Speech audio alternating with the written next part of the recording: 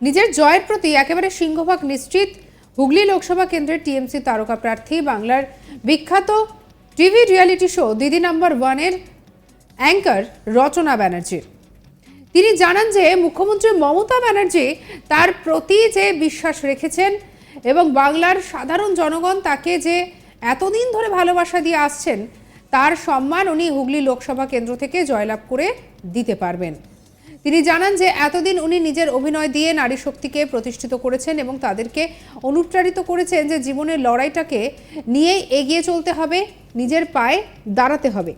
এবার সেই সুযোগটা আমি পেয়েছি যে মাঠে ময়দানে নেমে তাদের পাশে দাঁড়ানোর। সন্দেশখালী ইস্যু নিয়ে তার প্রতিদ্বন্দ্বী বিজেপি প্রার্থী লকেট চ্যাটার্জির বক্তব্য বিরোধিতা করে জানান যে সেটা ওনার ব্যক্তিগত মতামত। সারা বাংলার মানুষ জানে যে অন্যায়কারীদের বিরুদ্ধে তাদের তৃণমূল সরকার যা যা জরুরি ব্যবস্থা নেওয়ার দরকার নেবে। কিন্তু রচনা ব্যানার্জি জানান যে লকেটের সঙ্গে ওনার দীর্ঘদিনের পরিচয়, আমাদের প্রচারের সময় যখনই দেখা হবে আমরা তুই তোকারি করেই কথা বলবো, একে অপরকে জিজ্ঞাসা করবো তুই কেমন আছিস, আমি ভালো আছি বলে কথা হবে। কি বলছেন রচনা ব্যানার্জি, শুনবো। দিদি ভরসা রেখে আমাকে ক্যান্ডিডেট করেছেন, আমি আশা করি সেই ভরসার সম্মান রাখতে পারবো এবং সকল মানুষের পাশে দাঁড়াতে পারবো, সকলের কাছে পৌঁছতে পারবো, সকলের বিশ্বাস অর্জন করতে পারবো। সব মানুষের একটা সময় থাকে নির্বাচন করার, যে আমি এই সময় জীবনে এটা করতে চাই। আমি এতদিন ধরে এত মানুষের ভালোবাসা পেয়েছি, আশীর্বাদ পেয়েছি, এত মানুষের কথা শুনেছি, এত মানুষকে আমি উদ্বুদ্ধ করেছি এবং এত মানুষকে আমি সাপোর্ট করেছি যে জীবনে এগিয়ে যাও, জীবনে কিছু করো, মাথা নত করবে না, কারোর কাছে হাত পাতবে না, নারী শক্তি নিয়ে কথা বলেছি। তো আজকে যখন আমি সেই সুযোগ পেয়েছি যে আমি একদম কর্মস্থলে গিয়ে মানুষের পাশে দাঁড়িয়ে মানুষের জন্য কাজ করতে পারবো, তখন আমার মনে হলো যে এটা ঠিক সময় যে আমি মানুষের পাশে গিয়ে দাঁড়াবো। দারুণ অনুভূতি, জীবনে পরম প্রাপ্তি।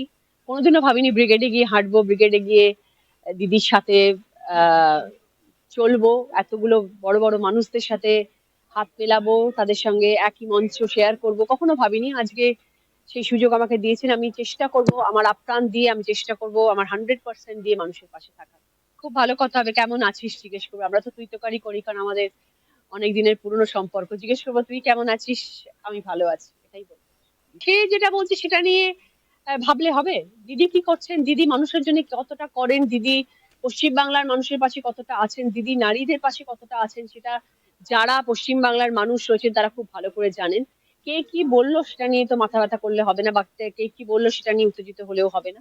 সে তার নিজের রায় দিয়েছেন, আমরা আমাদের রায় দেবো। আমরা জানি আমাদের তৃণমূল কংগ্রেস পার্টি যারা অভিযুক্তকারী, যারা অন্যায় কাজ করছে, তাদের জন্য কি পদক্ষেপ নেওয়া হচ্ছে, তাদের জন্য কি অ্যাকশন নেওয়া হচ্ছে সেটা আমরা সবাই জানি। এবং প্রত্যেকের জন্য যারা ভুল কাজ করছেন তাদেরকে যে তাদের জন্য যে তাদের বিরুদ্ধে যা আমরা অ্যাকশন নিচ্ছি সেটা সকলের কাছে এসে গেছে, সবার সামনে এখন এসে গেছে। তাই এরকম ধরনের মন্তব্যের কোনো অস্তিত্বই নেই।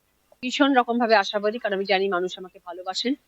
আর আমি ফিঙ্গার্স ক্রস রাখছি, আশা করি মানুষ আমাকে সেই ভালোবাসা দেবেন যে বিশ্বাস নিয়ে আমি সকলের কাছে যাব।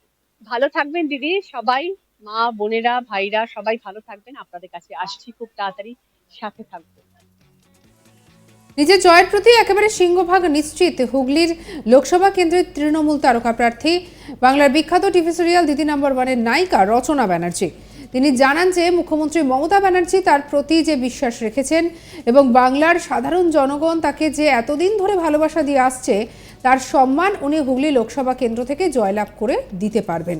তিনি জানান যে এতদিন উনি নিজের অভিনয় দিয়ে নারী শক্তিকে প্রতিষ্ঠিত করেছেন এবং তাদেরকে অনুপ্রাণিত করেছেন যে জীবনের লড়াইটাকে এগিয়ে নিয়ে নিজের পায়ে দাঁড়াতে হয়। এবার সেই সুযোগটা তিনি পেয়েছেন মাঠে ময়দানে নেমে তাদের পাশে দাঁড়ানোর।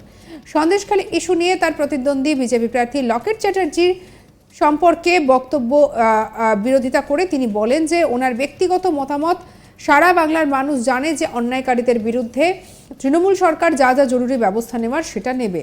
কিন্তু রচনা ব্যানার্জি জানান যে লকেটের সঙ্গে যদি ওনার দেখা হয়, যেহেতু ওনাদের দীর্ঘদিন সম্পর্ক, তাই অবশ্যই বন্ধুত্বপূর্ণ সম্পর্ক বজায় থাকবে, আগের মতোই তুই তোকারি করে কথাবার্তা হবে এবং একে অপরকে জিজ্ঞাসা করবেন যে তুই কেমন আছিস। কি বলছেন রচনা, শুনবো।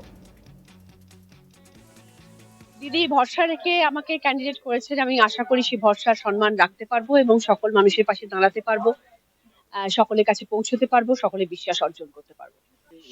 সব মানুষের একটা সময় থাকে নির্বাচন করার, যে আমি এই সময় জীবনে এটা করতে চাই। আমি এতদিন ধরে এত মানুষের ভালোবাসা পেয়েছি, আশীর্বাদ পেয়েছি, এত মানুষের কথা শুনেছি, এত মানুষকে আমি উদ্বুদ্ধ করেছি এবং এত মানুষকে আমি সাপোর্ট করেছি যে জীবনে এগিয়ে যাও, জীবনে কিছু করো, মাথা নত করবে না, কারোর কাছে হাত পাতবে না, নারী শক্তি নিয়ে কথা বলেছি। তো আজকে যখন আমি সেই সুযোগ পেয়েছি যে আমি একদম কর্মস্থলে গিয়ে মানুষের পাশে দাঁড়িয়ে মানুষের জন্য কাজ করতে পারবো, তখন আমার মনে হলো যে এটা ঠিক সময় যে আমি মানুষের পাশে গিয়ে দাঁড়াবো। দারুণ অনুভূতি, জীবনে পরম প্রাপ্তি। কোনোদিনও ভাবিনি ব্রিগেডে গিয়ে হাঁটবো, ব্রিগেডে গিয়ে দিদির সাথে আহ চলবো, এতগুলো বড় বড় মানুষদের সাথে হাত মেলাবো, তাদের সঙ্গে একই মঞ্চ শেয়ার করব, কখনো ভাবিনি। আজকে সেই সুযোগ আমাকে দিয়েছেন। আমি চেষ্টা করব, আমার আপ্রাণ দিয়ে আমি চেষ্টা করব, আমার 100% দিয়ে মানুষের পাশে থাকার। খুব ভালো কথা হবে, কেমন আছিস জিজ্ঞেস করবো। আমরা তো তুই তোকারি করি, কারণ আমাদের অনেক দিনের পুরনো সম্পর্ক। জিজ্ঞেস করবো তুই কেমন আছিস, আমি ভালো আছি, এটাই বলবো। সে যেটা বলছে সেটা নিয়ে ভাবলে হবে। দিদি কি করছেন, দিদি মানুষের জন্য কতটা করেন, দিদি পশ্চিমবাংলার মানুষের পাশে কতটা আছেন, দিদি নারীদের পাশে কতটা আছেন, সেটা যারা পশ্চিমবাংলার মানুষ রয়েছেন তারা খুব ভালো করে জানেন। কে কি বললো সেটা নিয়ে তো মাথা ব্যথা করলে হবে না, বা কে কি বললো সেটা নিয়ে উত্তেজিত হলেও হবে না। সে তার নিজের রায় দিয়েছেন, আমরা আমাদের রায় দেবো। আমরা জানি আমাদের তৃণমূল কংগ্রেস পার্টি যারা অভিযুক্তকারী, যারা অন্যায় কাজ করছে, তাদের জন্য কি পদক্ষেপ নেওয়া হচ্ছে, তাদের জন্য কি অ্যাকশন নেওয়া হচ্ছে, সেটা আমরা সবাই জানি। এবং প্রত্যেকের জন্য যারা ভুল কাজ করছেন তাদেরকে যে তাদের জন্য যে তাদের বিরুদ্ধে যা আমরা অ্যাকশন নিচ্ছি, সেটা সকলের কাছে এসে গেছে, সবার সামনে এখন এসে গেছে। তাই এরকম ধরনের মন্তব্যের কোনো অস্তিত্বই নেই। ভীষণ রকম ভাবে আশাবাদী, কারণ আমি জানি মানুষ আমাকে ভালোবাসেন। আর আমি ফিঙ্গার্স ক্রস রাখছি, আশা করি মানুষ আমাকে সেই ভালোবাসা দেবেন যে বিশ্বাস নিয়ে আমি সকলের কাছে যাব। ভালো থাকবেন দিদি, সবাই, মা বোনেরা ভাইরা সবাই ভালো থাকবেন। আপনাদের কাছে আসছি খুব তাড়াতাড়ি, সাথে থাকবো।